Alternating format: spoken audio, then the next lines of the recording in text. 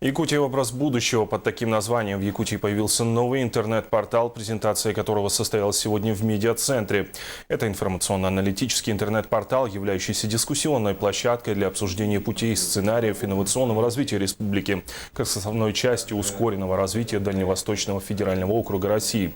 По словам генерального директора интернет-портала, кандидата исторических наук Афанасия Николаева, потребность создания такого рода информационного ресурса – это отсутствие в республике аналитического портала.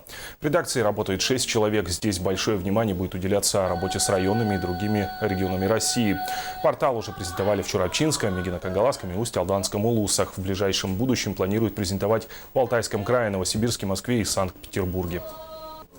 Одна из особенностей – то, что в этом проекте будут участвовать люди из-за пределов нашей республики, известные специалисты, люди, которые живут за пределами республики, в Москве, Санкт-Петербурге, Казахстане. Те люди, с которыми мы работаем много лет, сотрудничаем, и их мнение будет очень важно для нас, для нашей республики.